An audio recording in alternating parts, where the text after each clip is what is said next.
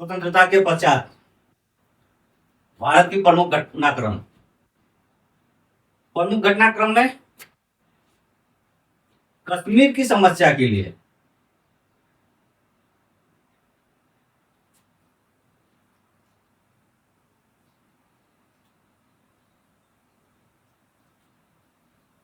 स्वतंत्रता के पश्चात भारत की प्रमुख घटनाक्रम कश्मीर समस्या। इसमें जो तुम्हारा आता है कश्मीर, स्वतंत्रता के समय कश्मीर समस्या के लिए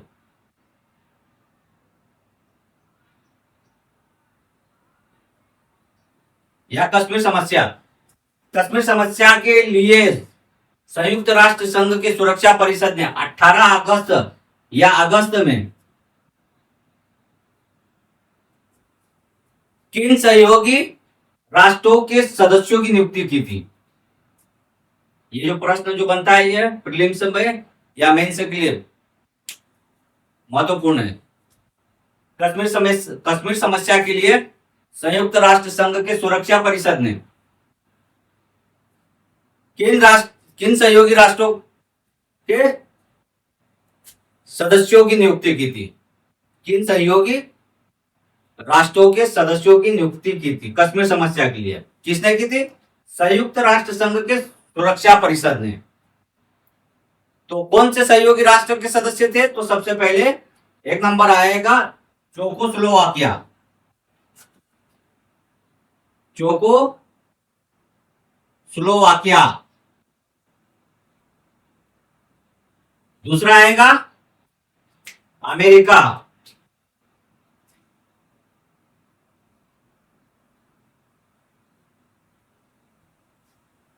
पांच प्रमुख राष्ट्र थे कश्मीर समस्या के लिए। पांच प्रमुख राष्ट्रों के सदस्यों की नियुक्ति की गई थी। सबसे पहले चेकोस्लोवाकिया, अमेरिका,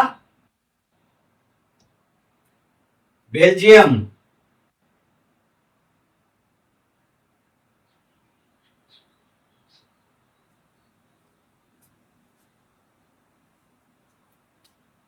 चौथा आएगा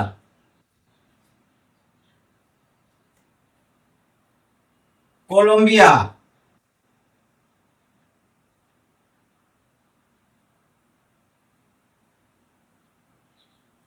और अर्जेंटीना। पांचवा अर्जेंटीना। इन देशों के सदस्यों की नियुक्ति हुई थी। तीन राष्ट्र के देशों के सदस्यों की नियुक्ति हुई थी। पांच प्रमुख देश थे, उनके सदस्यों की नियुक्ति हुई थी। किसके लिए? कश्मीर समस्या के लिए। यह क्वेश्चन अनिवार्य है, कभी कभी आता है। और दूसरी जो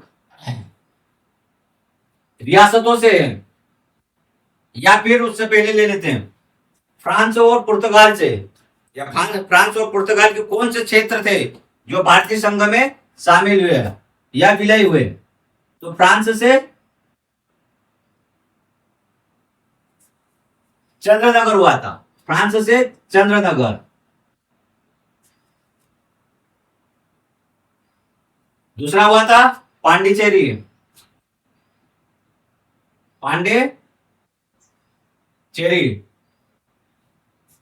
और फ्रांस से हुआ था कराईकल।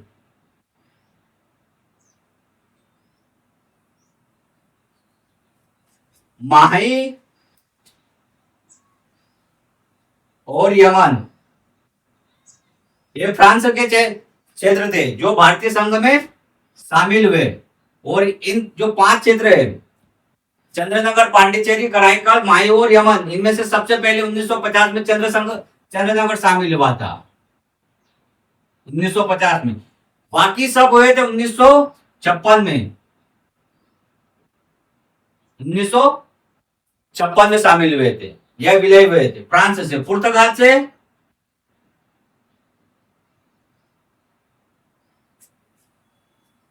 से होने वाले क्षेत्र, विलय होने वाले क्षेत्र। तो पुर्तगाल से कौन कौन से थे?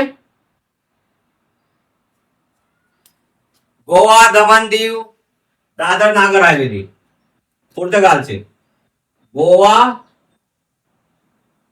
दमन,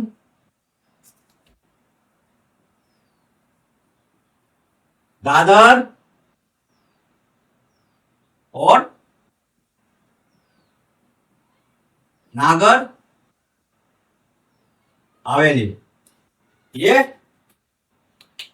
पुर्तगाल से भारतीय संघ या पुर्तगाल के क्षेत्र थे जो भारतीय संघ में शामिल हुए। स्वतंत्रता के पश्चात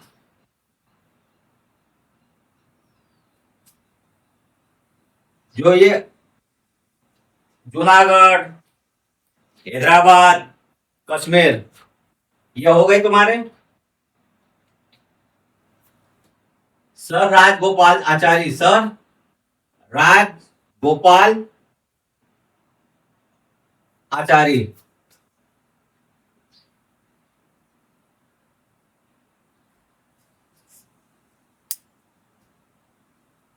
और जवाहरलाल नेहरू और सरदार वल्लभ भाई पटेल।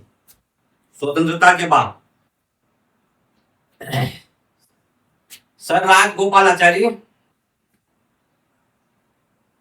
प्रथम भारतीय गवर्नर जनरल थे, ये आपको अच्छे से मालूम है। लेकिन ये प्रथम शिक्षा मंत्री भी थे, सॉरी शिक्षा प्रथम भारत के प्रथम शिक्षा मंत्री भी थे और स्वतंत्र भारत के प्रथम शिक्षा मंत्री अबुल कलाम आजाद थे, मौलाना अबुल कलाम आजाद। लेकिन ये भारत के प्रथम राजगोपाल आचार्य थे शिक्षा मंत्री और प्रथम भारतीय जनरल गवर्नर थे। स्वतंत्रता के पश्चात प्रथम भारतीय गवर्नर जनरल कौन थे? राजगोपाल आचार्य और जवाहरलाल नेहरू प्रथम प्रधानमंत्री और वल्लभ भाई पटेल देशी रियासतों का एकीकरण में मुख्य भूमिका थी। तो जो स्वतंत्रता के पश्चात जो प्रमुख घटनाक्रम हुए थे या प्रमुख घटनाएं घटी थी, उनमें सबसे पहले जो आता है कि स्वतंत्रता के पश्चात भारत में कुल रियासतें कितनी थी? कुल रियासतें कितनी थी? तो कुल रियासतें 140 थी, जिनका नेतृत्व कौन करते थे? नवाब या देशी रियासतें के राजा, इनका नेतृत्व। स्वतंत्रता के पश्चात भारत में कुल रियासतें कितनी थी? 140 कुल देशी रियासतें थी। प्रश्न कभी आता है या स्वतंत्रता के समय भारतीय संघ में जनमत के समर्थन से सर्वप्रथम सम्मिलित कौन सी रियासत हुई थी जनमत संग्रह से? तो उसमें आएगा जूनागढ़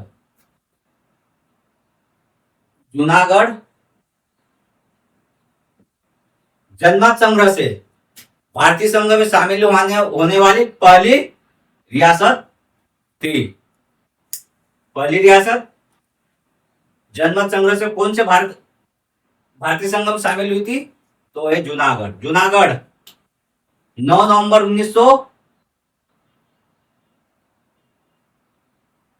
1947 को शामिल हुई थी। 1900 लेकिन सितंबर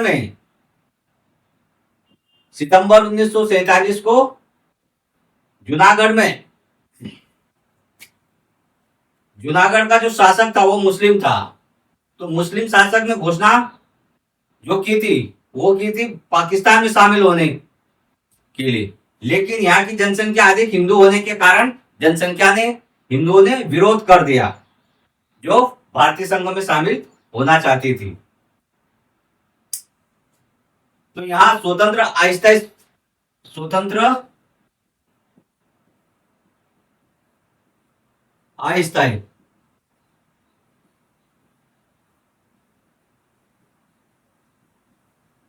सरकार की स्थापना हुई थी।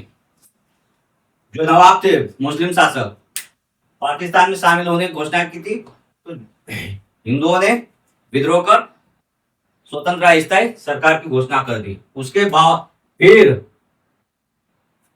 जनमत संग्रह से भारतीय संघ में शामिल हुई। विवश होना पड़ा शासक को जो मुस्लिम शासक था, और जो मुस्लिम शासक थे वो पाकिस्तान भाग गए थे।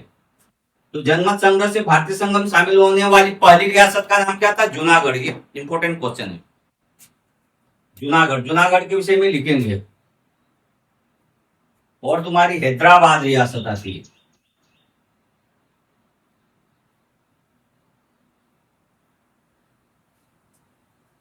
हैदराबाद रियासत भारतीय